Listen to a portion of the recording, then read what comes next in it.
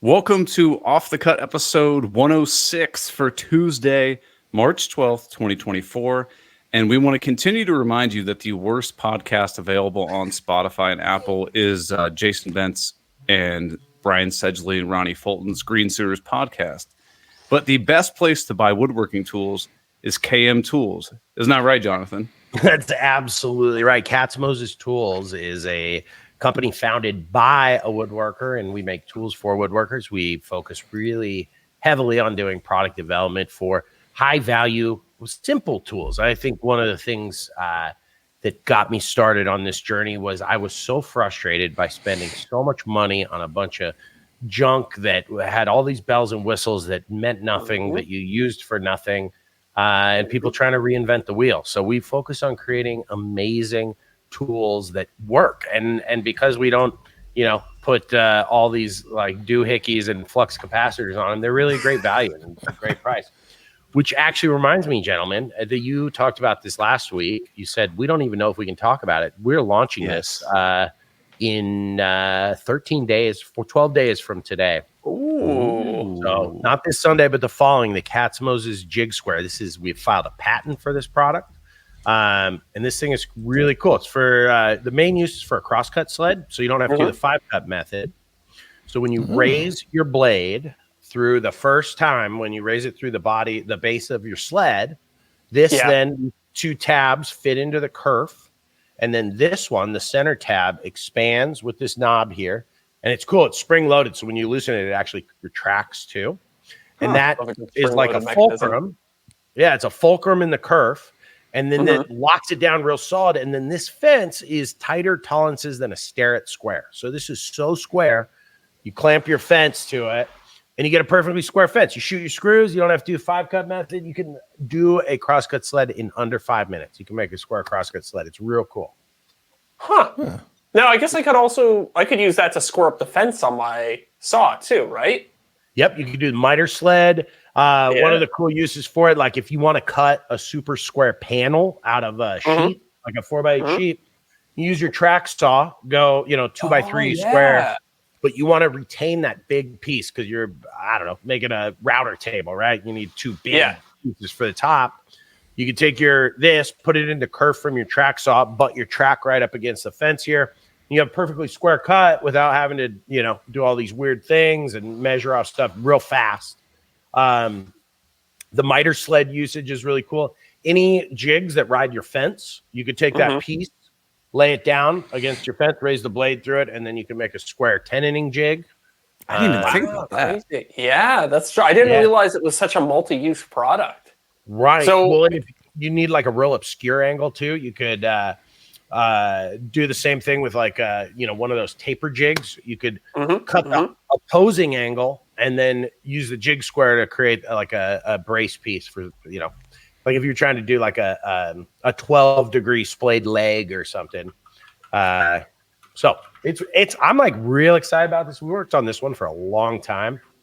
And this one has an accompanying video too, right? Where you go into how square is square and kind of talk about the dynamics of what the margin for error is on a tool like this. Right. So we did a video a couple weeks ago. It was so cool because I wanted to find that out, like how square is square, because the tolerance on this. So worst case scenario is going to be off by 0.03 degrees, which is I wanted to find out what that was, because that is tighter. That is a tighter tolerance than a Starrett 6-inch Starrett square. And it's roughly the same tolerance as a 12-inch Starrett square. And so I wanted to find out, what does that look like? So we took a crosscut sled, got it like dead nuts, like 0.0000 on the 5-cut method. Then we moved it forward by 0.1 and kept doing the 5-cut method. And then we would hold a Starrett square up to it and see if we could see light. So, like I said, the tolerance for this 0.03 degrees, we could not feel the square move in any way. Like it just was locked in as square can be until 0.067 degrees. So more than twice the error, the worst error on this. And then we couldn't see light until 0.081 degrees. At 0.081 degrees, you could hold it up with a flashlight behind it and start to see a tiny, tiny sliver of light. So this is 3 times tighter than seeing light. There's a tolerance on this. So in other words, it's square. It's real square. You're probably introducing more errors in other places in your crosscut set. Like if you clamped up multiple pieces of plywood and like didn't clamp it to a straight edge or a workbench or something, that's probably your bigger problem than right. I mean, I was showing we talked about that in the video, like all the other ways you introduce error. And just like if your runners aren't tight, you know, we were showing that a sled I used to have that was square. But it was wrong when I cut it. So I added a layer of veneer to tighten the runners up, but that veneer had rubbed off. So we had 0.1 inches of play in that. So if you push with your right hand and pull it back with your left hand, you're going to introduce all kinds of error anyways. Right. Like you said, a flat fence. I mean, that can throw you off big time too. Right. And I mean, at the end of the day, people are going to just bitch and complain about, oh, mine isn't perfectly straight, but it's like you did it. You introduced the error.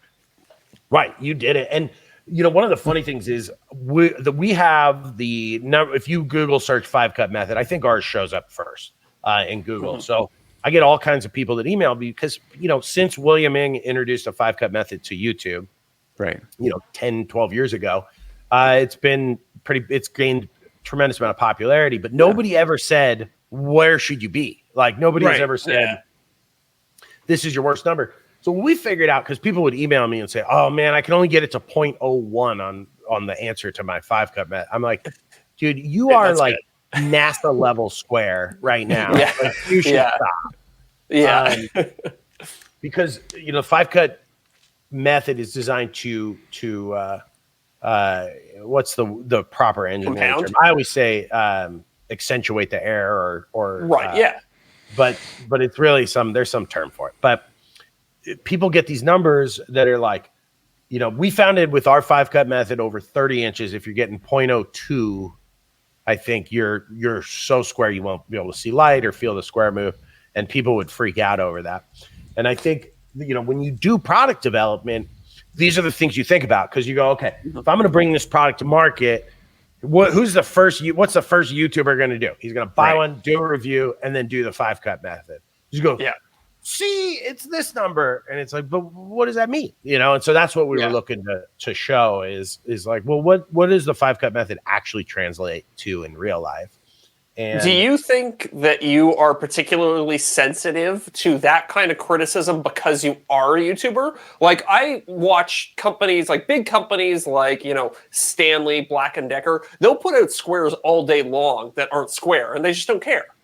So do you feel like as a member of this community, like you have to be held to that standard of like the really obscure YouTuber who's going to, you know, measure it with lasers or do the 5-cut method? And that's a really good question. I think it's the opposite of that, which is I hold myself to that standard. Like when we do product development, I do not put out stuff I will not use in my shop. I refuse. That has been like the ethos of our company from day one is like, we don't email people without value. You know, we have a whole marketing team. I've got copywriters. I've got people who do pay per click marketing. I have people who handle our email list and our email marketing. And the number one rule here is we do not contact customers without value, period. And so any email that goes out has to have like a tip, a blog, a short blog. It has to have a video that shows them some cool technique. And so I'm the same with products. Like if I'm going to put money into this, it's going to be great. It's going to be great. And I like guarantee it. So but it was a great question. I'm not sensitive to it. I just know where people are going to try and, when you claim something is square, people are going to, when you claim anything in a product, people are going to be like, oh yeah, hold my beer. And they're going to try and prove you wrong. You know, one of the funny things that you find is just so hilarious is like, sometimes we'll get reviews that are just unfair. You know, it's like, and I know because I've been talking to this person over email, and it's like, we'll get a 1-star review because it got stolen off their porch, right? And it's like, man, I didn't steal it, you know? It's like, or they assembled it incorrectly and didn't follow the instructions, and you know, they messed it up. It's like, well, I'll send you the piece for free, but just please pay for shipping, you know? So it's like, man, you know, I still have to take the bus to work here, man. I'm not Yeah, it's not just free to send this stuff out. Like, No, No, it's so totally expensive. Yeah. I mean, it's like, we're real good at shipping because we ship so many packages. And so, if you are an aspiring shipper of things, pit FedEx and UPS against each other. Call your UPS rep and say, FedEx gave me this price. That guy's going to show up with better price. You can we've been beating them up for years. And apparently, we're paying Amazon prices at this point. ooh, Nice. I mean, that's look, they're still fantastic. making money, right? Yeah. I mean, the thing is, it's so funny is they're really good at hiding fees too. Like they'll be like, oh yeah, we can crush UPS prices. They're like, except for the fuel charge. And you're like, what was that? You're like, oh, don't worry about it. And then you ship a package that's like a mile outside of Sydney and they hit you for a $270 fuel charge on top of the $30 international shipping. So they get you on all the weird stuff. What kind of volume are you doing on a given day or like a week? Or do you have like some sort of metric? Or are you sending out 1,000 packages a week or something like that? Yeah, I'd say that's more a day. A day? Okay. Yeah, it varies. I could do a video and we'll ship out, 10,000 packages in a week. Sure. Yeah. Or if we launch like an expensive product, the router plane, for example, it's 200-ish bucks. We'll do a ton in revenue, but we only end up shipping out 150 packages, Sure. Right. Sure. And so you tend to kind of, it ebbs and flows, of course. The summer is the slowest time for woodworking tools, but it's weird because conversely, that's like the biggest time for like DIY stuff, like outdoor. Right. Right. Oh, interesting. Yeah, that makes sense. Yeah. My theory is it's completely based on my data and my data alone is it's too hot in most people's garages unless you live in a place that's always hot and your garage is air conditioned. I think like California, we don't have air conditioners, at least where I live. And so people's garages during summer are like blistering hot. It's like my garage. Being there. Can't confirm. Eric's office, shop, and garage. No, my garage during the summer, because there are no trees above it. I have no air conditioning and I have to keep the door closed because I'm still running a covert operation. I can get up to 120, 130 in that garage. Oh, damn, man. dude. How do you live like that? It is, I mean, if you watch a lot of the videos, I'll be glistening in sweat while That's funny. I don't think I've ever actually noticed you sweating in a video, but I'll have to pay attention for well, it's because I'm constantly like wiping my forehead and stuff. Yeah. Right. You need to get like an air conditioner that can run off the battery packs you have. I know. A couple more months and I'll be out of there. You need like one of those heart monitors or Apple Watches for your wife to like keep track of you just in case you're tapped out. Yeah. He's dead. He passed out in the garage. Right? Alert, your husband is on the floor. Life alert for woodworkers. Right. Oh my God, that's too funny. Well, Jonathan, have you recovered from Workbench Con since you've been back? I was so I today am catching up. I've been back for a week and a couple days. And I felt like I got so behind, but I was laughing because I opened the Jig Square box, which you guys saw the Jig Square in Atlanta. And I found this picture, which is single-handedly the worst picture ever taken of Steve Ramsey and the best picture ever taken of me. Like the duality of this picture is so good. That is too funny. Steve looks like a ghost. Yeah, because Steve was going around with the Polaroid camera and taking photos with people and whatnot. Well, and he's like 6'3", 6'4", and I'm 5'10", So poor guy's got the camera like right in his face, and we're 7 shades different color of skin tone. So the camera clearly adjusted for me and not for Steve. Oh, that's too funny. Yeah. Hey, where's Steve based out of? I actually don't know. He's in Marin County, so it's just north of San Francisco. Oh, okay. So he's got no excuse not to have a tan. I was gonna say, it's the California weather that keeps you so nicely tan. Have you ever been to San Francisco? There's a Hemingway quote that is the coldest winter I ever spent was a summer in San Francisco. Yeah, fair. So, It's this weird. I grew up there. I grew up in San Jose in the Bay Area, and you would go to football games, Niners games or Giants games, and it would be 90 degrees in San Jose, and you'd have to bring pants and a jacket because it would be 85 degrees when you showed up, and then in the second inning it'd be 42 degrees, and then in the seventh it would be 95. It was real wild. The fog that comes off the bay was pretty intense. Crazy. I had no idea. Isn't San Francisco known for like the most like carjackings and break-ins like per capita or something, like downtown San Francisco? I think they're competing with Portland and a few other big cities, Philadelphia. I mean, this probably isn't a subject for the podcast, but just the fentanyl epidemic is so horrible. Yeah, that makes sense. It really is. That makes sense. People turn to zombies. It's just terrible. Yeah. But so woodworking, huh? On the brighter note. Hey, it gets us all. So, I know, Jonathan, you never really go to the classes at Workbench Con unless you're teaching one. So, do you go predominantly for just meeting and chatting with people? Because that's kind of where I feel like the most value is. So I don't go to very many classes, correct? And I never really have because, I mean, you remember when we were all sitting in the pit by the bar during the day and just hanging out, and there's like between the 10 people sitting there, we're talking, 7 million followers between different platforms. And we're just sharing kind of information on how to create content and what's working on different platforms. Right. And that value is so high. Right. Yeah. I think the classes are fantastic if you want to get into this industry, right? Like it gives you a real good overview of what people are doing to make it work. But if you have already found some success and some foothold, a lot of those classes aren't geared towards you, and you can sit around and talk to guys like you. And I think that one day it was us. It was Jason Bent, KJ Sawdust, Jason Hibbs. I mean, the endless list. Cam from Blacktail, and it was a great group. We sat there for hours talking. Right. And JD from DFM Toolworks was there. I really like talking to him. Nice guy. Yeah.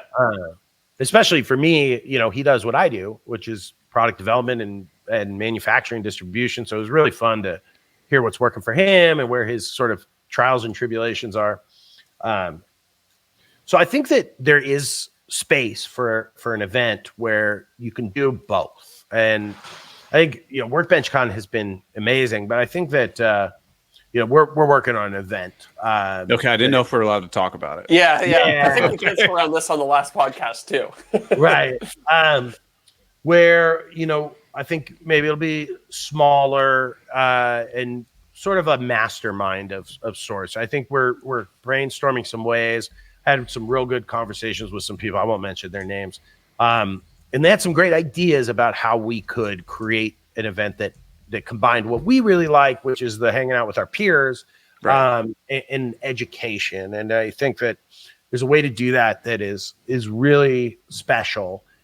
So we just announced this week too, we're sponsoring Cam Tools is the title sponsor of the Austin or Texas Woodworking Festival. Yeah, I saw that. Very cool. Yeah, I'm really excited. It's in November. I hope all you guys come out. You can be my guest. And it's going to be really cool. And I think we're creating some things like that to sort of practice what I'm talking about on a much, much smaller scale. But I think that people need like journey specific information. So like, where are you on your journey? Do you have 10,000 subs on YouTube? Do you have 50,000 on Instagram? Like where are you trying to go? What are you trying to do? So I think creating like some classes that are much more tailored, but also less classes, and then like breakout groups, everybody with 100,000 subs plus go in this room, and then at the end of the day, we'll mix the groups up and talk about what we learned and all those things. And I don't know exactly how we're gonna execute this yet, but I think we're coming up with some pretty good plans here. And I think it'll be in Denver, which will be cool. It'll be a little bit more West Coast, big hub. Yeah. Mm-hmm. Deric can come. Brewery. I'm actually looking at going to the Texas one. Oh man, please come. That's encouraging. Yeah. Okay. Yeah. I mean, Deric, if you're going to go, count me in. I'll fly out for that. What is it? It's November. the Texas Woodworking Festival. It's really cool. It's much more woodworking specific. So Yeah. That's like, not Zach. I know, there's but you know what? yeah, nobody's putting a computer I in can a desk. pretend. I can pretend. Nerd. I'll fake it for a couple days. I will say Zach is a good woodworker, so I've seen it. Thank you. Appreciate that. Don't let him I tell appreciate anybody anything You see different. his last video? There's going to be a guy there, for example. One of the cool things that Austin has, so it's in Austin. We need a Canadian version. Someone said in the chat. Listen, Zach and I we'll throw in a boot north of the border. It'll be great. It's going to be woodworking geared, so a lot more like skill based type stuff, which I think is so cool. There'll be like actual woodworking classes. There'll be some phenomenal makers. So Austin, who owns Austin School of Woodworking in Austin, it's a lot of Austins. Oh, wow. He has been teaching for years and years, and there's guys like Frank Straza, Philip Morley, Matt Canning, who teach at that school, who will be coming, who are like next level woodworkers. And then there will be like real phenomenal craftspeople showing their wares too. So there's a guy that sells $100,000 cellos that'll have cellos there that you can see. Wow. Be a bunch of tool companies. So it'll be a lot of really cool stuff. So I hope you come. It's going to be a cool thing. And then we're going to continue to put together an event for maybe the spring, late winter, who knows? I think part of the problem with, and I think you hit the nail on the head early on, part of the problem with Workbench is there isn't much of a delineation between what different, like who the classes are geared towards. And also there's a little bit of a misunderstanding. Well, I don't want to say misunderstanding, but the people who put it on aren't really of our industry, right? Yeah. I mean, they've certainly embedded in the industry. I mean, they've been doing it for 7, 8 years. And I think that they are phenomenal at executing an event. Yeah. I think that other than breakfast. Right. That's true. Watching hangover people eat pastries was pretty funny. But they've done a phenomenal job, and I certainly wouldn't knock them.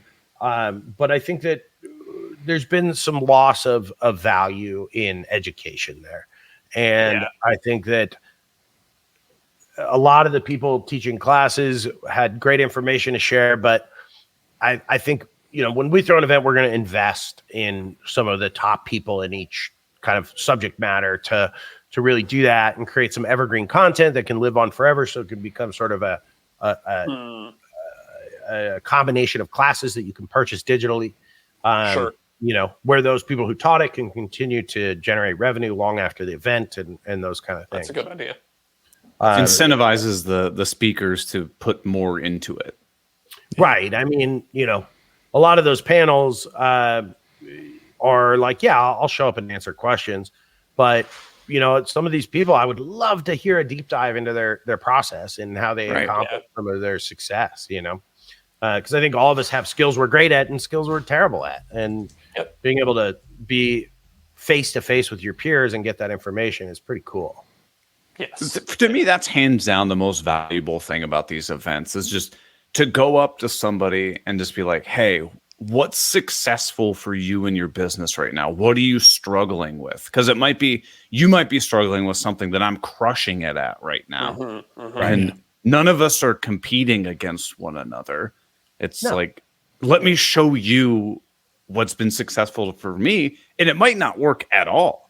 Like I know last year I spent hours talking to Craig and Jason Hibbs about A/B testing thumbnails and stuff like that. And then I caught up with them again this year. I was like, how'd it work? They're like, didn't do anything for us. And I was like, interesting. But that's interesting because for me, absolutely crushes it. Yeah. Yeah. I think to speak to you saying we're not competing with each other, I think one of the best things about Workbench Con is, and I used to experience this when I was trying to get into this industry, was like you can walk up to literally anybody, say hi, and they will have an hour-long conversation with you. And it's pretty funny when you see people on day one who are, I see them out of my peripheral wanting to come talk to me, and they're like, they're nervous or they don't want to interrupt or whatever. And then they come talk and we have a great conversation. And then the rest of the weekend we're friends and they hang out and they have a beer. And it's like, I can't believe I was nervous to meet you. You're just a normal guy. I'm like, yeah, this is the only place I'm famous. The rest of my life. Right. Or do that thing where you go to the grocery store and somebody's kind of looking at you and you're like, I think they might know me. And you're like, who am I kidding? They don't know who I am. You could be Mr. Beast, the biggest YouTuber ever. People still wouldn't recognize you in daily life because not everybody watches YouTube. Out of context. Right. I know. I have like, it happens to me about once a week where I get recognized, and I have like a pretty strict rule. If I'm with my daughter, I'll say hi, but I'm not going to, like, she feels me tense up, and she's like, who is this stranger? But if I'm by myself, I always talk to people. The funniest is when they recognize you and then they sit close to you. Like, this happens to me at airports all the time. Somebody will be, I feel like I have to recognize at airports. They'll sit across from me for a while and try not to catch me looking at, them looking at me. Yeah. And I'll go to get up and be like, can I get a picture? I'm like, yeah, of course. You could have asked 10 minutes ago. Instead of making me feel weird. You gotta lie, be like, are you Jonathan Katz-Moses? And be like, who? No, I'm Jimmy Kimmel. Yeah. Jimmy Kimmel. I've heard that one before. That's pretty good. I know. That's funny. When I was younger and skinnier and hotter, I used to get Nick Lachey all the time when I was bartending. But now I just get Kimmel. Well, you can still be Nick Lachey. Yeah. I see the Nick Lachey thing actually more than the Jimmy Kimmel thing, I think. Right. Yeah. Someone just made the best comment, which is so true. Sometimes I think YouTube famous is the same as Monopoly rich. Cool, but you still got to take out the trash. Right. Yeah, very true. Dude, I'm so right. I'm still a dad. I still, cook dinner for a little 4.5-year-old blonde all the time. And, I still got to do all the chores. We're all just normal people. I think that's another good thing about Workbench Cons. Like, you meet all these people, they're absolutely crushing it in their industry. And, like, they're still stressed. They're still having that mental, like, oh, my God, this could all go away tomorrow. Yeah, I don't think that feeling ever really goes away. That's the wolf at the door, man. You gotta. Everybody has the wolf at the door, and that's something I like when people. I do a lot of business coaching. I have a lot of advisory roles too. Like I'll join boards as an advisor, and I keep telling people that I'm like, listen, the wolf's at my door too, man. My fixed cost for my business is $100,000 a month, right? So if we have a bad month, it's real crazy. It's detrimental. Yeah. Right. And so, I got the wolf at my door all the time. I work so hard because I'm scared. I'm scared all the time of failure. And that never goes away, but you learn how to embrace it. You learn how to live with it. And you learn how to manage that feeling. It's a good motivator. Yeah, man. Homelessness is a great motivator. Yeah. Having a kid is another good one too. You're like, ooh, I got to keep feeding this one, huh? She's going to keep eating until she's 18. But I would take the insecurity. That's what I learned over the past year or two. I would take the insecurity of running my own business over the, made up false security of working my day job. Like, you're like, oh, I have a secure job. It's like, maybe. Well, you don't. You could be fired tomorrow, and then you have zero streams of income. It's been 100,000 tech layoffs since the beginning of the year. I mean, it's right. There's a real kind of famous quote. I'm not sure who said it, but entrepreneurs are the only people who work 80 hours a week to avoid working 40 for somebody else. Right. Right. It's very true. I mean, some people are risk adverse. I feel like this is why they always say the world is run by C students, because people who get straight A's are typically people who like structure and like to have a boss. And, people who totally screwed around and got suspended every week like me, we can't stand being told what to do. So we're like, we'll go do it ourselves. Mm-hmm. Someone said, Jonathan, since you're reading the comments, hi. And I don't know if you saw it, but 2 minutes ago I waved. Like, that's That's Dadu. That's our resident other Canadian on this podcast. Nice. What up, Dadu? Well, Is that his real name? That's a great name. No, Actually, that's his. I think that's his internet handle. Yeah, internet handle. It is. Got it. Well, Jonathan, I'm curious. So you started out with the dovetail jig, right? And you were making them yourself and stuff like that. Yeah. So many people out there, especially now, have gotten into like 3D printing, and they're like, all right, I'm going to do this product and I'm going to fulfill it. At what point do you say, I am not fulfilling these out of my home and I need to like hire people to fulfill this stuff for me? Because that's one of the things I want to get into is doing my own products. But for me personally, I can't think of anything worse than having to like fill out these orders and stuff like that. Right. I mean, so what's cool is that's what we do. We work currently with about 25 content creators fulfilling their products. And that's like the biggest struggle, right? Because I've had this very cyclical journey where when you create something great and awesome, it ruins your business. It's like this weird thing. I created the dovetail jig. I released 2 videos on it. And if you go back through my YouTube history, I didn't make another video for a year and a half because those 2 videos, which at the time had maybe 10,000 views at best, made that product so popular that I just made dovetail jigs 40, 50 hours a week and fulfilled orders myself. Yeah. And, so I ruined the growth of my business by doing that. So what you're talking about, Eric, is how you grow, right? Like the best investment you can make goes 2 ways. So you hit a fork in the road, which is I can hire people and create my own business here where I do this, or you work with people like me who can take over all the shit you don't want to do. And so, when you look at, when you come here to visit, you guys, you'll see, but you look at our pick and pack stations. Each pick and pack station costs about $7,000, right? Doesn't mean you need that to fulfill packages, but that's how you work lean, right? Lean is like a Japanese term about cutting time and all these things. But so you have to make investments in yourself, and those work. I mean, if you have something that's successful, investing in the structure and logistics of your business is the most important thing you can do. And I always say when I'm coaching, if you can't delegate, you just own a full-time job. And so you need to be able to say early on, before you get like me, where you make dovetail jigs for a year and a half, like I should have done something else on month 1. I should have seen that. And it was a valuable lesson I learned.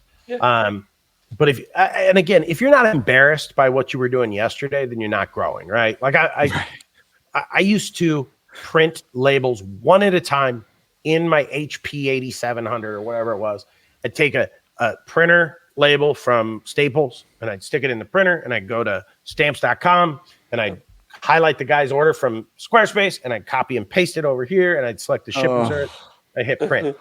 I could do 300 packages in a week with a helper. And now, because we've invested $7,000 per pick and pack station, these guys can do 500 orders a day.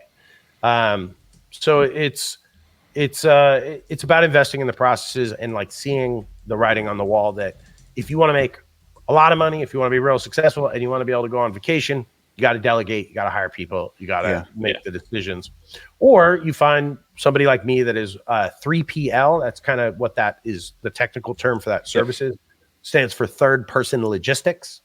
And where you basically just, it's like an Amazon warehouse, but different. You just ship a bunch of your products to that person, or I make a lot of the products we ship for people, or I manage the manufacturing, and so you give it to them, and they can just take care of that for you, so you can continue to create and do what you do best.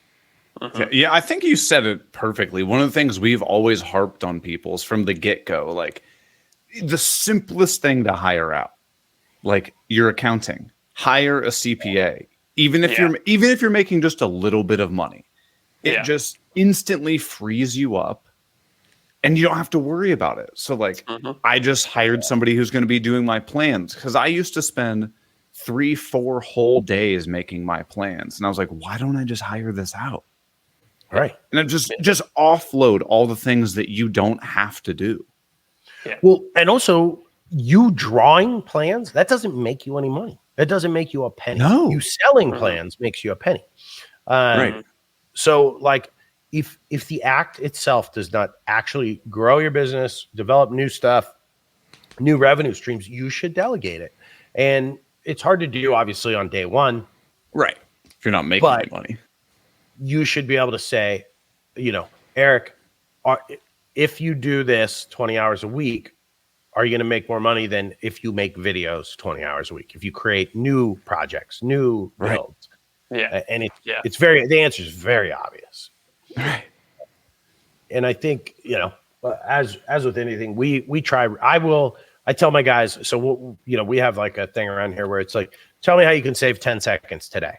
Tell me what you need. I want to empower people to make good decisions, and I want to empower people to like give good ideas. And my advisor. So one of my advisors is the co-founder of Patreon. I meet with him. Okay. Yeah, dude. If you ever get your Patreon locked out, call your boy. I can get it unlocked real quick. Okay. But got to take those nudes off. Right. If your OnlyFans fan page gets locked out. One of the things he told me early on was like I was really struggling with something where it was something I had done forever. It was very technical. It was like resulted in a lot of money out the door every time. I was ordering things and doing stuff like that. So I go, why don't you give it something? I'm like, yeah, but what if they screw up? He's like, well, what's the worst mistake they could make? I was like, well, then, over ordering. He's like, so what's that? What are we talking about? 10 grand, 20 grand? I was like, I don't know, maybe 50 grand in one order or something. He's like, okay, but how much money are you going to make the company by developing products full time? I was like, yeah, probably many, many, many times that. And so, good way to think about it. Right. And have they screwed up? Absolutely. Was it a big problem? Absolutely not. And so, it's like, not only that, but nobody learns from being successful. You learn from failing, right? Right. Like, you can have dumb luck over and over and over, but until you have adversity and failure, you will learn nothing. I think one of the first times we ever talked, Jonathan, we had a nice long phone call together. And because I was like kind of starting out as an early content creator at that point, and I was kind of picking your brain about things like what to hire out, what not to hire out. And one thing that you said to me that's always stuck with me is you were like, I do the things that I know only I can do in my business, and the rest I try and hire out. And I've tried to stick to that as best I can. My strength lies in ideation, creating projects, kind of being the host of the video. The other stuff like editing, it's like I might dabble my fingers in it here and there, but it doesn't need my mind. That's kind of something that I can hire out, and so that's something fun. that's stuck with me. Yeah, that was very fun. It was like the kind of the first big like other content creator that ever reached out to me was Jonathan. Yeah, you were our first creator of the week. I watched one of your videos. I was like, this guy is going to be a star. I reached out to you, and I remember that conversation. It was really fun. I love to do that. It happened to me when I was coming up. A couple people, David Picciuto, Matt Cremona, reached out, and I remember how much it meant to me. So I love to do that. I love going on the R beginner woodworking on Reddit and answering questions. I try and go on there a couple times a week and just try and answer as many questions as I can. Can I pump your tires real quick for a second? Yeah, of course. I stumbled upon this thread on Reddit of it was who's your most hated woodworker on YouTube? Jason and everybody. there was definitely people we know in there, but somebody was like all of them except for J-Cats, and then there was like 10 people after him agreeing like, oh yeah, J-Cat's the best. J-Cat's the best. J-Cat's that's awesome. Really funny to see. The only positivity you'll ever see on Reddit. Exactly. I know. It's like the only place as mean as TikTok is Reddit. That's funny. I'm also really excited. I learned a new Canadian term, pump your tires. I knew exactly what that meant from context clues. But I'm going to be taking that home. I mean, a you good could also line. misconstrue that saying. Well, sure. Hey, listen, but that's man, half the fun. I of would it. accept either from Zach.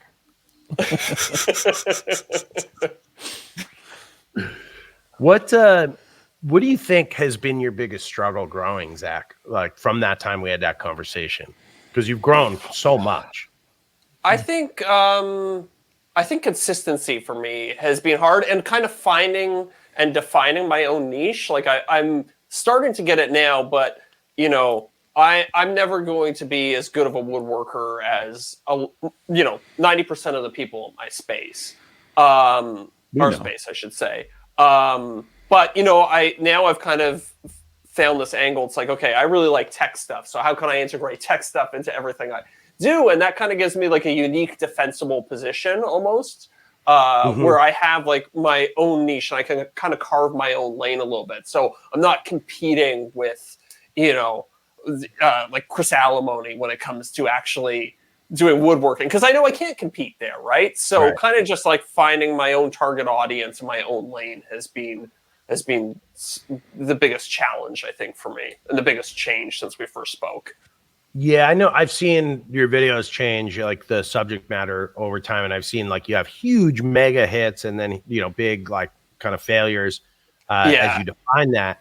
But I think that was the thing that really drew me to you when I first saw your video was how good of a storyteller you were. It was very thank you, man. Casey Neistat-esque. Like you were very good at telling a story and getting the right shots and things like that. And that I thought was like the defining characteristic, which was why I thought like this guy's gonna be a star, because you're really good. I think you share that too, Eric. You're also an incredible storyteller as well. That's one of the things I've definitely noticed within the last, honestly, it's been the last like 6 months, maybe a year, is it's everyone in the space who's successful has gotten away from and then I cut this to 90 degrees and then I ripped this to 2 inches.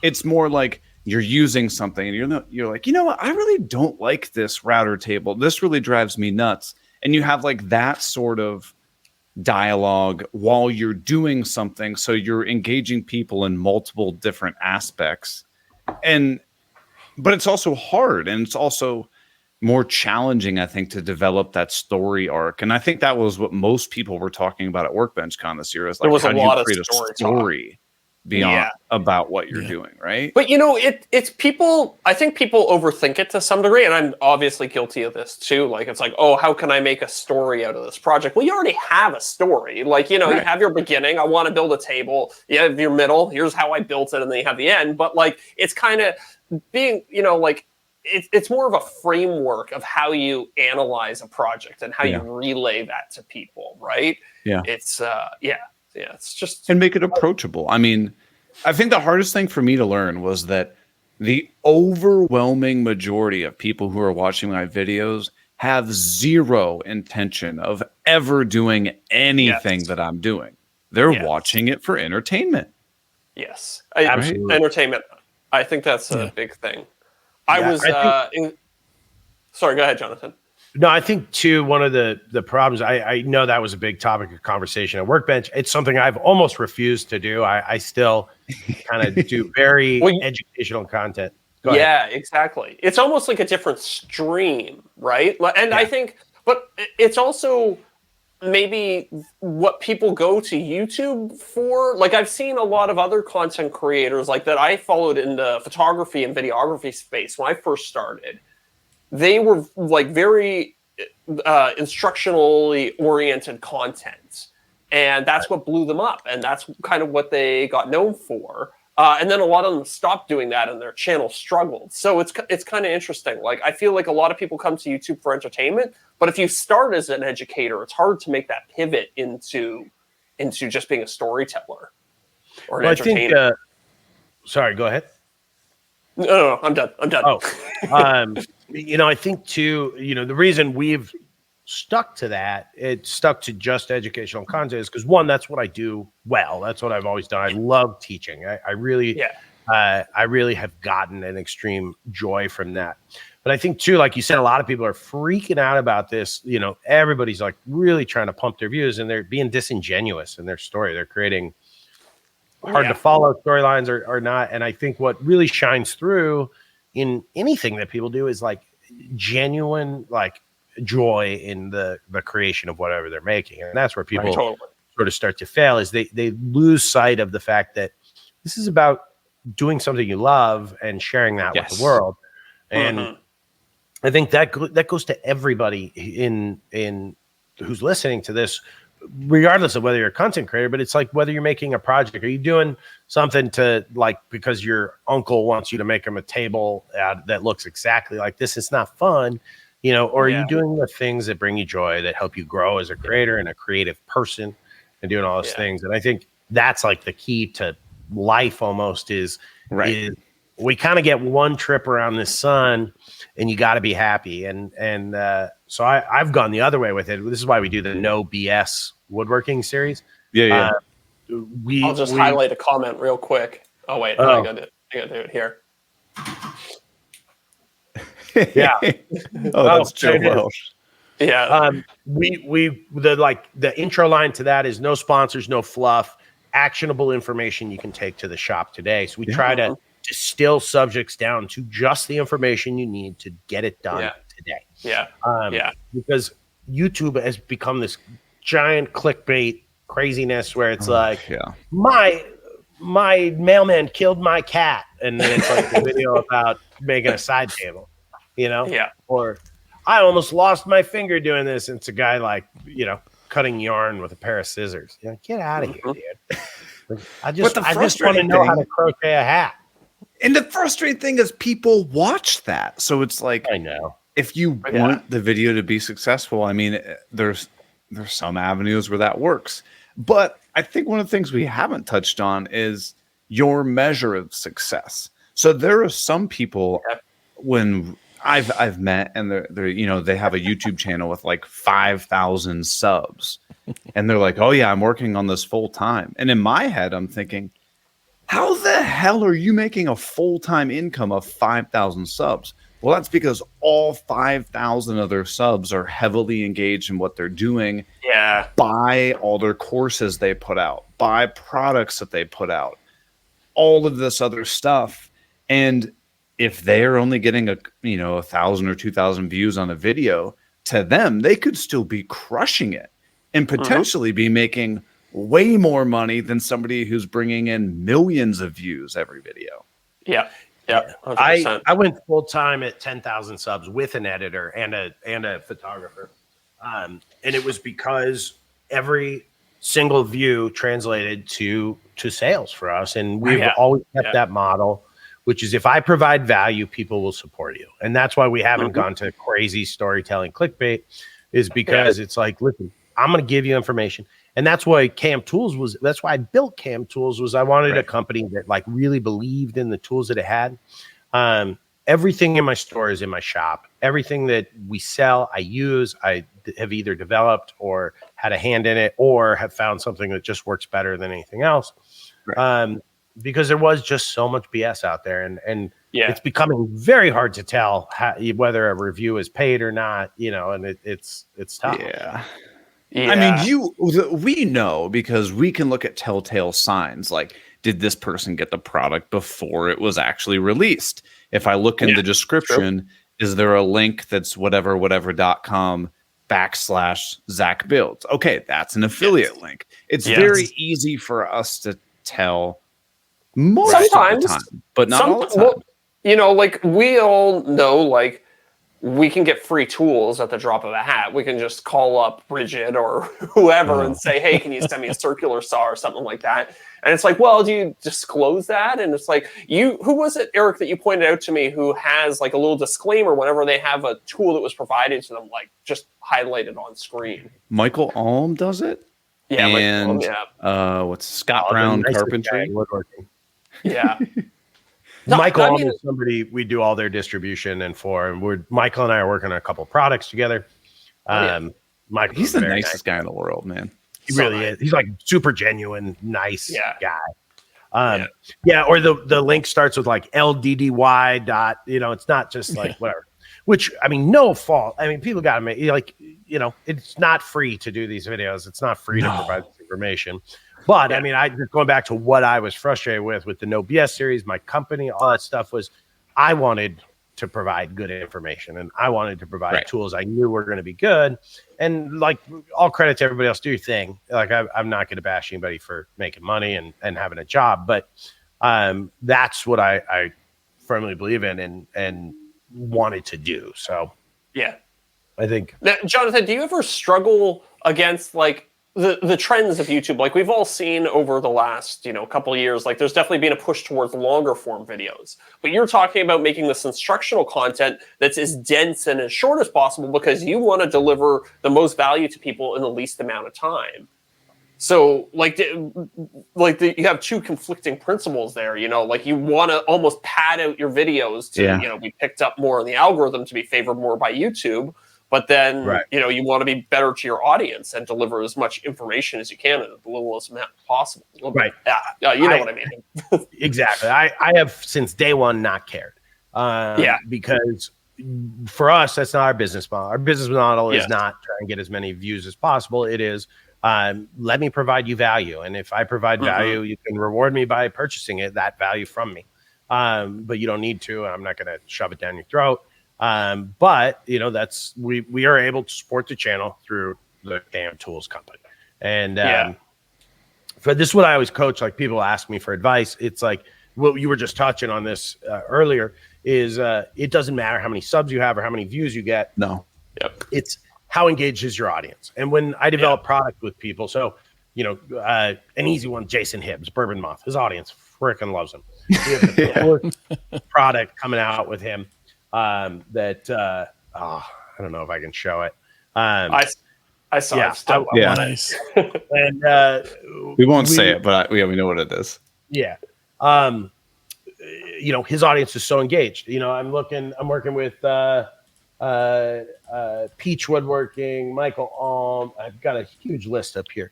And it's people whose audiences love them and engage in their content because there are so many people creating great stuff. And that's, and that's why I love what I do, because I get to work with so many people and I get to develop so many products. I mean, currently I'm working on, 25 products. Yeah, that's what I was going to ask. Like, what's your pipeline look like? Like, how many things do you have going? We've got more than we ever have right now. We got 25-ish, maybe more. The CNCs were a great investment for us because, not only we're doing the box joint jig, which you guys talked about, we're doing the router table, but it's opened up so much. One of the cool things about what we do, because we work with all these people and distribute all their products, is they can list anything in my catalog on their website. They can come up with anything. We can make it because it all comes from the same place, right? We're in a 16,000 square foot warehouse here. Right. And so when we do product development, takes longer than anything you can ever imagine, which is why I tell content creators, don't get into product development if you think that's going to be your main source of income, because you're not going to get paid for 2 years. Everything takes so much longer than you thought, but the CNCs, we're going to start a 3D print farm here. We're working on that. I was going to ask. I'm going. Listen, we're pedal to the metal over here. We're investing in anything and everything that can help us manufacture. The timeline is so much shorter when you do what's called small batch manufacturing. And one of the cool things is that there's a tremendous tariff on Chinese goods. So it's about 33%. And so when you look at products, most people are not buying enough to justify that tariff. And that's before shipping costs too. So shipping cost is based on volume from anywhere in the world, not just China.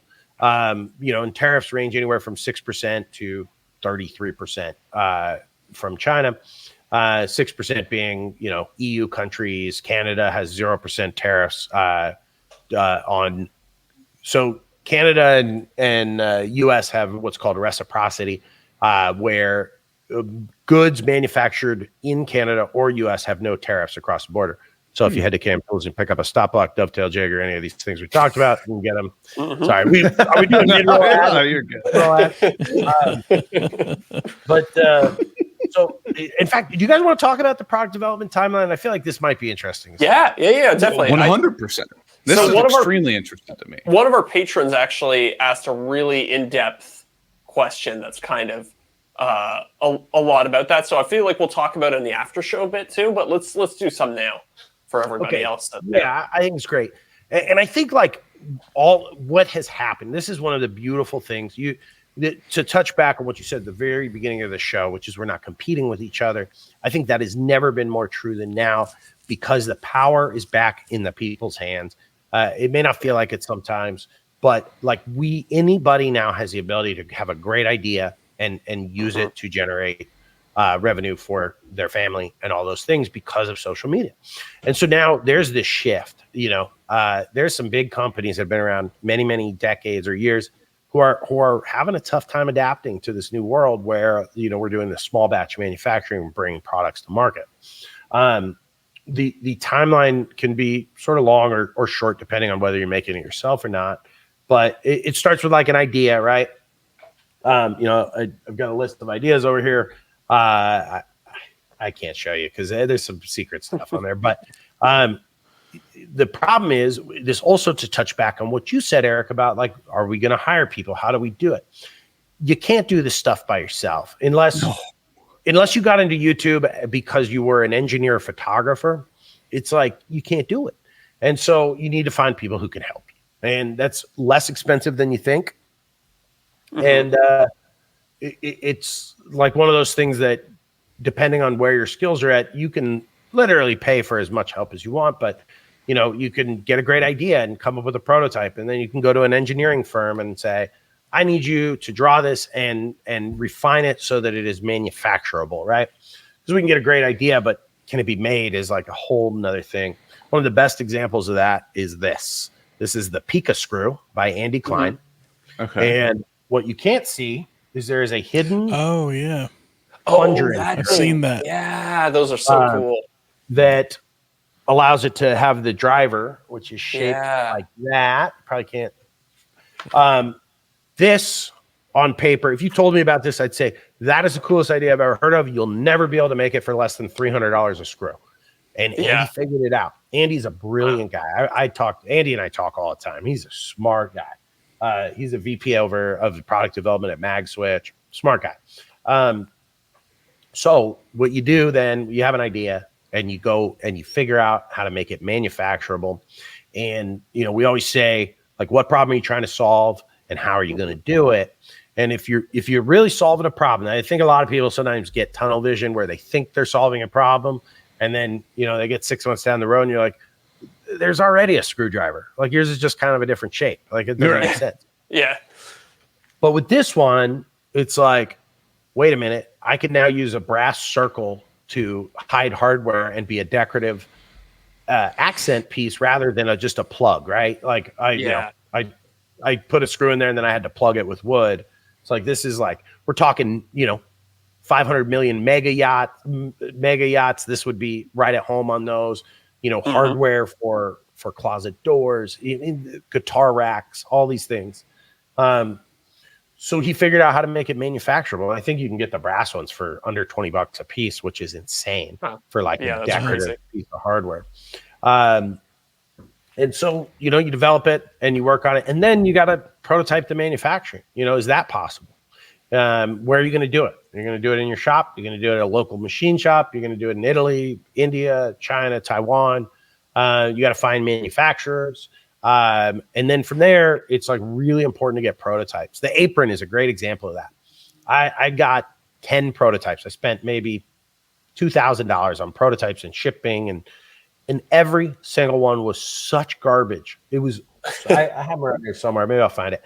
But then this company came through with the most beautiful thing, which Eric, you have one. I have multiple.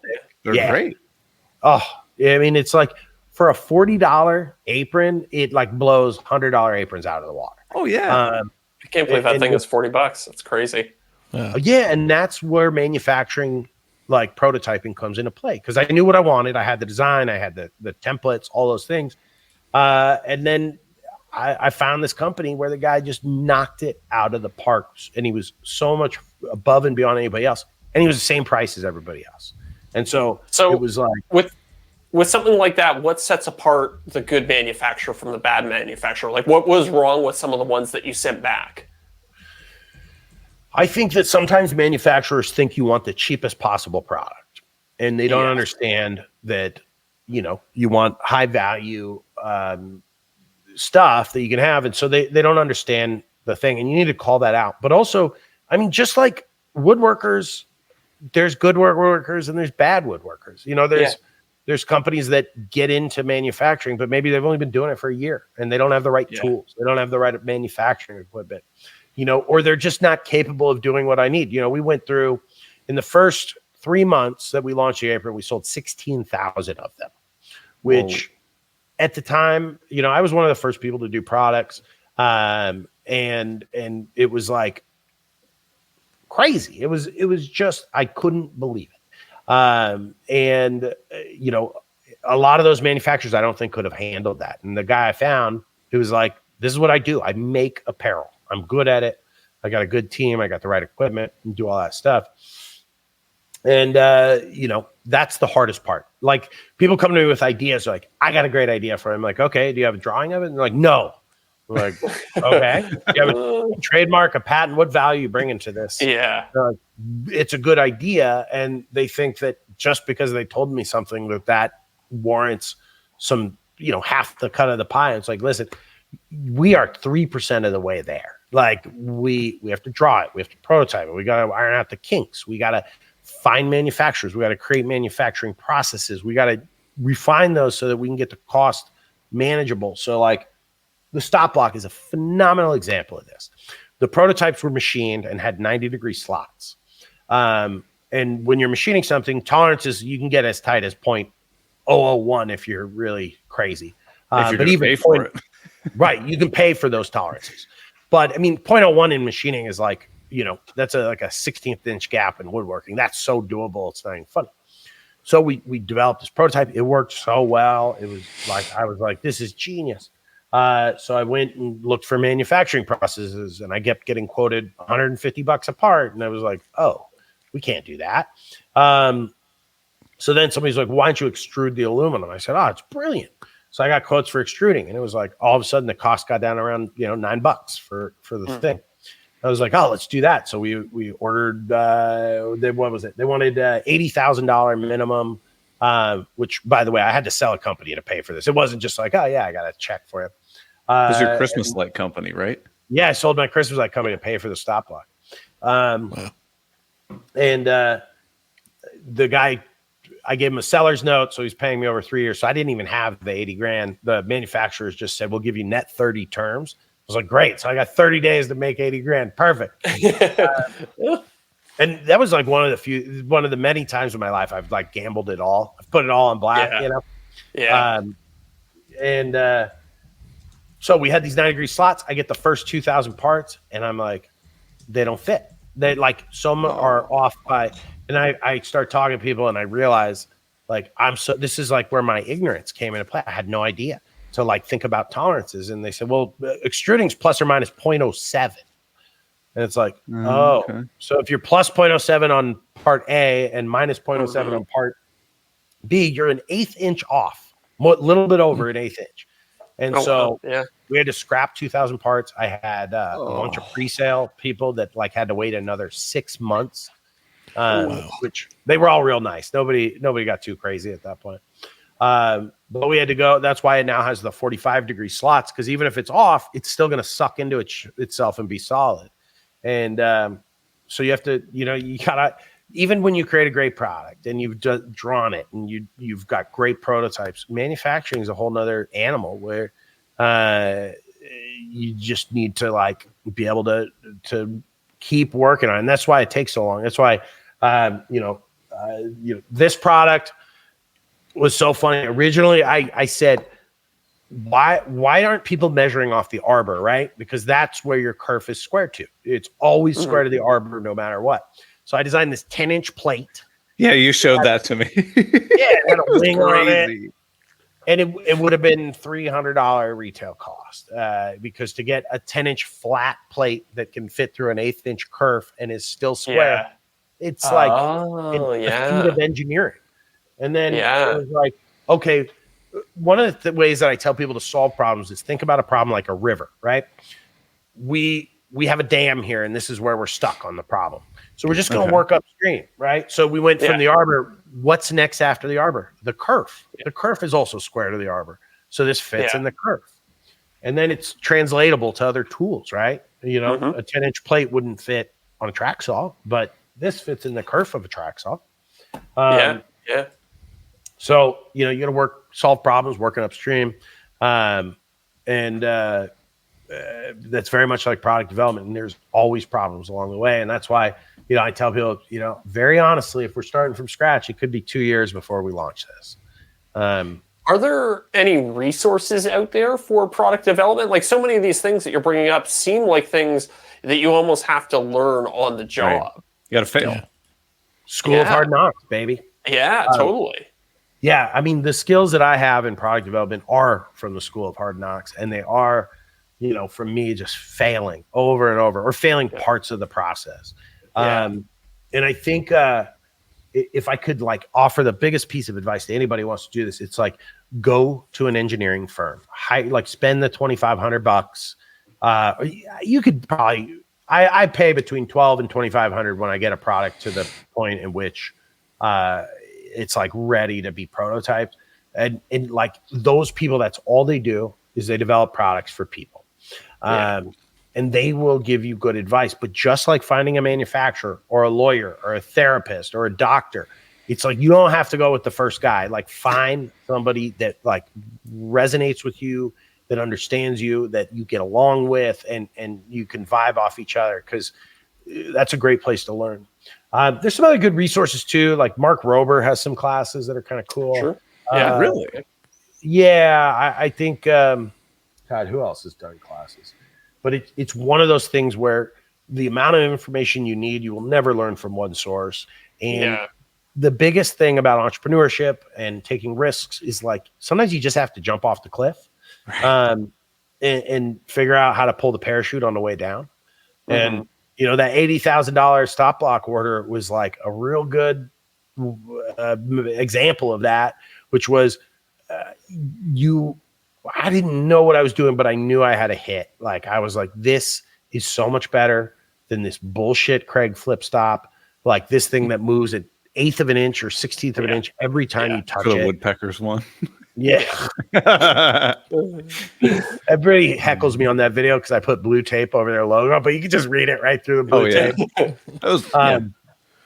We knew it's true, man. Like those flip stops, they are great on paper. If anybody's ever used a real one, it's like you can dial them in. I'm sure there's a way to get like, you know, some that like fit into the T-track, but there's still slop in them always. Yeah. And, I was always obsessed with precision from day one. You know, I'm a caliper woodworker, and for me, it just wasn't enough.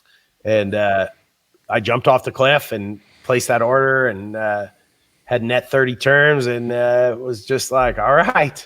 We've hammered it all. And it's not that I would have screwed them out of the money if I wasn't a success. It just, they wouldn't have got paid on time. And, you know, I took that gamble, and it worked, and it set me on the course that I am today. Cause that was, you know, before the apron that was so successful. And then the apron, it was like, then we had the dovetail jig, the stop block, and the apron, which were more than just successful, but they were traffic generators for our website. Yeah. You know, and now if you had to pick just one thing you've created that's the most successful, what do you think it is?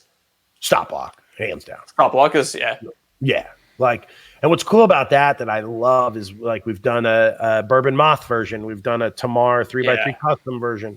We're gonna do one with Michael Alm. We're gonna do one with Drew Witt, which I think Drew Witt's the only human who has all of them besides me. He even got a blank red face from me so he could make his own. That's funny. Yeah, Drew's another guy I love. He's just such a nice guy. He's awesome. But it's cool because it's like another way to like kind of bring people in the fold of our business. Is like we have a way for you to utilize that engaged audience who just wants a piece of you, you know, but also wants a great value in the tool, you know. Right. And it's a perfect like, blank canvas product. Yeah, it really is. And you're not reinventing anything. You're just doing a different, you know, laser cut. I'm assuming you're just laser engraving that, right? Yeah, that's just laser engraved. And anodized aluminum is really easy to laser engrave. because you're just basically burning off the coating. So you can do it on any laser. So let me ask you this: with that product, is that something that you're ever concerned about offering it to too many people, and it becomes, oh, now everybody has their own KM Tools stop block? I mean, I feel like I don't just let anybody do it. I feel Right. you know, we have to hit this. Like for me, it's about engaged audiences, right? Like there's certain people I wouldn't, even if they're massive creators, because it's like they're about, their business model is about views and YouTube ad revenue and affiliate links, and like that's not the model that we work in. I think, you know, sorry, there's a guy in the chat named Goblin Spanker, and he just said good morning, and it got me good. You know, people say bad reviews or people being upset about something, you know, it's like, I always tell people, I'm like, listen, if you sold to 1% of the woodworkers, you'd probably be a pretty wealthy person, or you'd probably generate a good living. Yeah. And so if you're trying to sell to everybody, you're probably not taking enough risks, and you're probably not developing anything new or creative, right? Like, you know, someone just asked a great question, which I was. I know. I want you to answer that. What about ripoffs? So one thing that people always try and get me to do when they pitch me an idea is sign an NDA, and I say, listen, I understand your concern, but two things. One, if you don't trust me enough as like a person, you shouldn't want to work with me. Fair. I am not in, you know, anybody who develops products like I do and does the kind of work I do is not in the habit of ripping people's ideas off, because that's the kind of thing that would get around real quickly and would ruin my reputation. Two, you should be, like, most things are not patentable. Like, you know, we don't have a lot of IP protection on our products because they're probably not patentable, but I also know that I can be better and faster to market than anybody else. So you have to be willing to outmarket everybody. You have to be willing to work harder, and you have to be willing to know that might happen. Here's a great example. Somebody ripped off my dovetail jig, and they were making an exact replica of it out of cheap plastic. And on Amazon, you could buy 2 of them for $12. I sell 1 for $34.99 or something. Mine's made out of urethane, same material as pool balls. It's quite literally indestructible. These guys were selling cheap knockoffs, but I had developed a reputation in the market as this was mine, and also having put out very quality dovetail jigs. And so they got ran out of town through bad reviews and like, this is garbage. This isn't, you know, and they gave up on the product. So yes, that is a concern. I mean, I think, you know, woodpeckers, I shouldn't say this. No, you're good. You're good. We're not sponsored by woodpeckers. Yeah. Wait, you are, aren't you? No. Oh, okay. You know, they have a product development team that just watches content and looks for good ideas online. And I think that's kind of standard practice for a lot of companies is, you know, looking for the next big ideas. It's also very hard to be a product development company because, you know, you're under pressure to continue to bring things out and create things and do all these things. And there's not a lot of new ideas out there, right? Like you quite literally can't reinvent the table saw. It does one thing. But what you can do is make a better version of that. And so I think, safer, you know, SawStop obviously is a great example of that. But, you know, Harvey has $1,000 table saw fence. That's like, cool. You know, it's great. And it's all right. Yeah. I have it. That's like, so it's fine. Right. I wouldn't spend the money on it.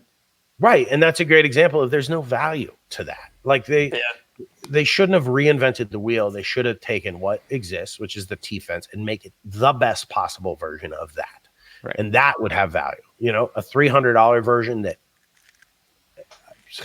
I just had to not curse right there. You're fine. I can curse. That's fine. Okay.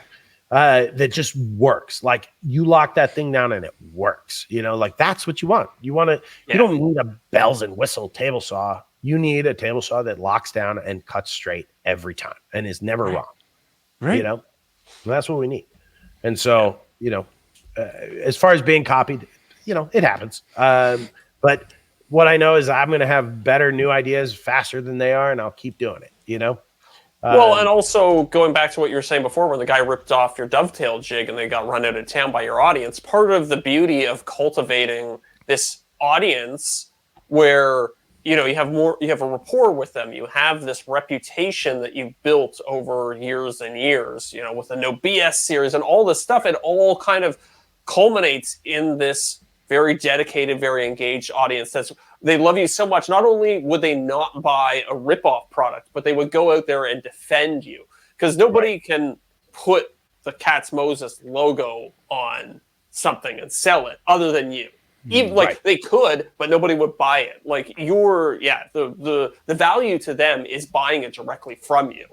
Right. And that's about what you do when you create a brand. And I talk about being faster and better to market, is you create an ethos around it. And the real trick is creating a product and selling it is not about that. Like, after you go through that process we talked about, that maybe 2 years, everything after that is marketing, right? It's creating a need for it. It's creating a want for it by creating organic content around it and sending it to people. And the best thing you can do is like get feedback from fellow woodworkers. Send it out. Whenever we place an order, I always get 10% overage for sending out to people.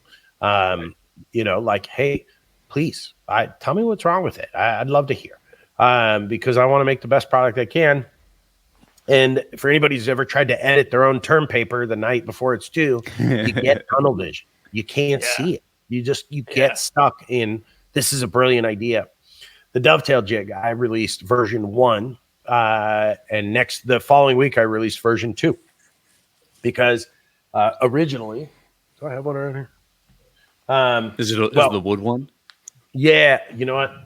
10 seconds. I have them right here. No, you're good. This is a paid introduction brought to you by camtools.com. There you go. I'm back, baby. So here's like another, speaking to like manufacturing development, this is a great example. So I knew I didn't want to keep making them myself. So I had to find a way to manufacture it. So originally I was like, well, we'll make them out of acrylic. This is inch and a half thick acrylic, very expensive. And I had this whole manufacturing process down. There's the post and everything like that.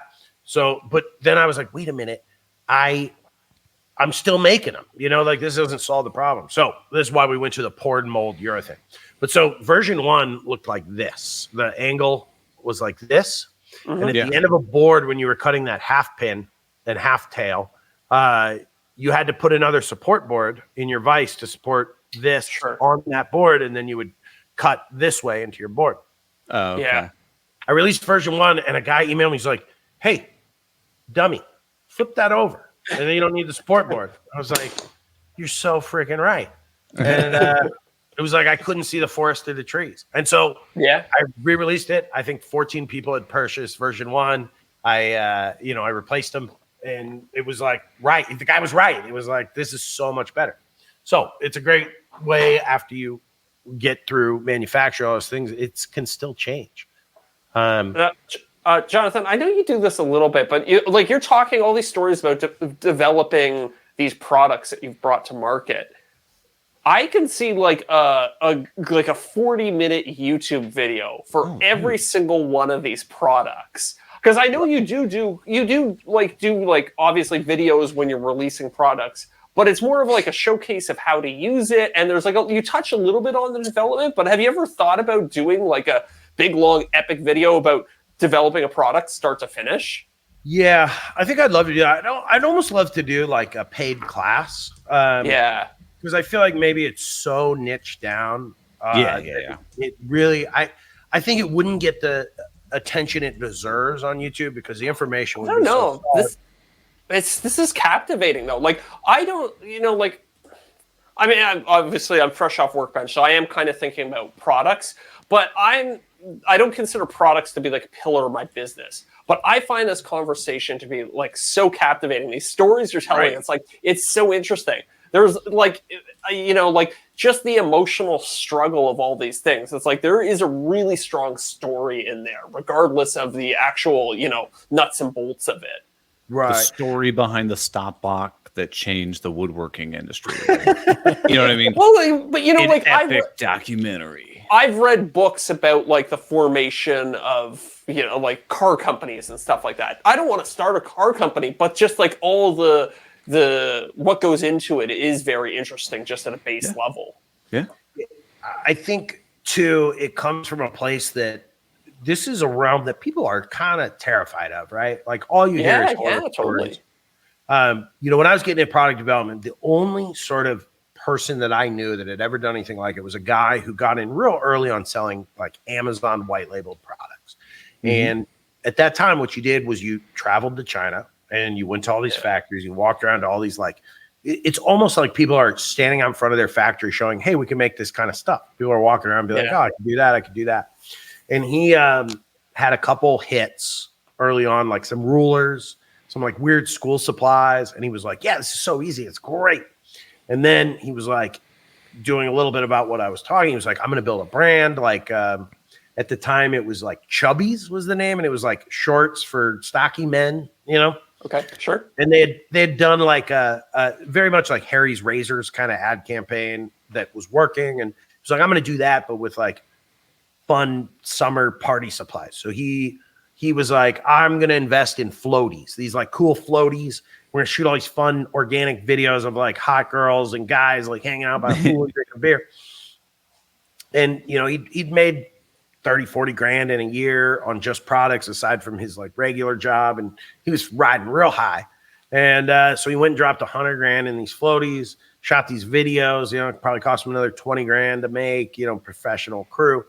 And he dropped them on Amazon and they just failed. And then he didn't sell them by the end of summer. And then it was like, Amazon charges you a monthly rent fee for square footage you take up. He shipped all his inventory there. So he had, a huge amount of square footage. It was just eating Amazon fees. They failed miserably.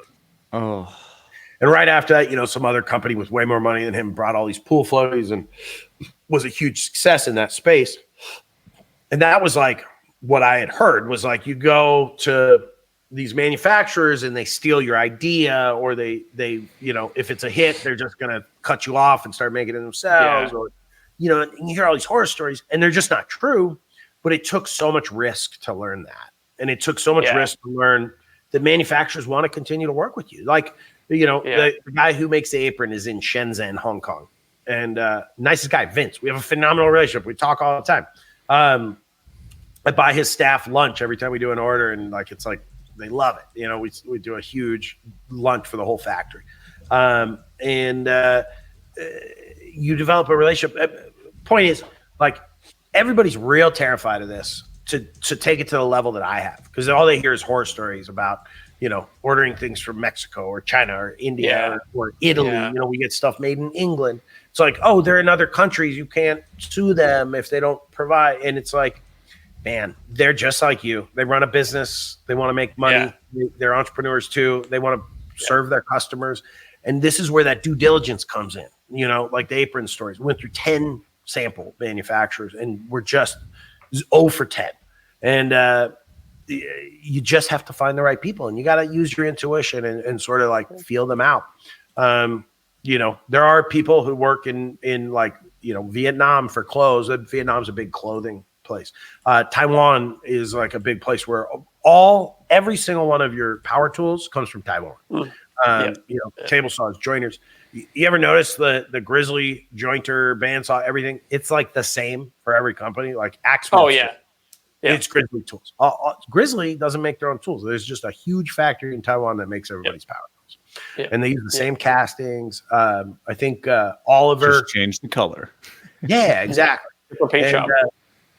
So it's about sort of just like you'd find a doctor or a therapist. You interview people, find people you like, find people you resonate with that make good products, and then continue to hold them accountable. Like, every manufacturing run, we'll get some lemons and we'll have to like check in with them and be like, hey, Vince, just stitching's coming out of the pocket. Like, I need you guys to double stitch this on the next order. And God, I'm so sorry. Please send us any returns. We'll credit you for anything that was bad.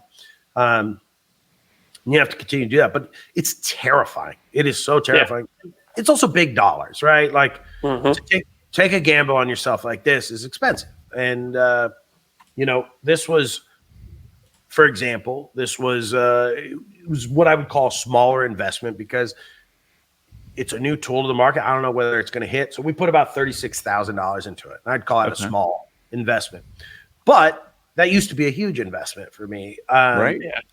And so like, when people are gambling, maybe some portion of their life savings, it's 20 grand. You want to be so diligent to make sure that you find the right people. And I certainly recommend, it's just like Zach, you'll resonate with this. You're like getting your kitchen remodeled, like get 3 bids. Oh, it's your buddy Zach. I don't care. Get 3 bids. Yeah. So true. Like or Zach's going to busy. the dentist, for God's sakes. Right. I like to do the flip of that and have 3 dentists work on me at the same time. So I'd like fight for it, boys. Whoever gets that filling in there gets paid. Everybody's punching each other in the face. Well, Jonathan, we got some questions that we want to ask you, but we're gonna do it over on the after show. This is the problem about the podcast is we get going, chatting. It's just like at some point we got to be like, all right, we're gonna cut off. We're gonna head to the after show. Yeah. Yeah, we're already well over our normally allotted time for the main show, but I didn't want to stop you. You were on a roll talking about product development. I know, it's so interesting to me. Listen, it's something I could talk about forever. And, that reminds me that if you want to listen to the after show, all you have to do is support this podcast on Patreon. Oh, yeah. Man, look at that. Best part about supporting the show on Patreon is that every month we do a drawing for $50 at KM Tools. Hey, let's full circle, baby. Full circle. Right. You scratch my back, I'll scratch yours. Before we go to the after show, I want to say you guys are doing fantastic work here, and I love sponsoring this podcast. You guys are really interesting, and I hope anybody who's still listening at this point does go throw $1 in the tip jar over on Patreon because not only is it a great show to support, but the after show is fantastic as well. It's really fun. And if you want to go back, I guess if you become a Patreon, whatever, you can listen to Jonathan's crazy story. Oh, yeah. Was this like a year ago where we were telling stories that we got in trouble with the law or whatever at the bar? Yeah. Yeah, that was a pretty good story. So you can always go back and listen to that one. Wait till you hear the story I tell on this one. Oh, you got another story? Oh, boy, do I. Always. All right. Well, you got to head over to the after show to check it out. So go to patreon.com/offthecutpodcast. All kinds of perks over there. And, we'll see you next week, everyone. Yeah, shout out to you. See everybody. You just made his day.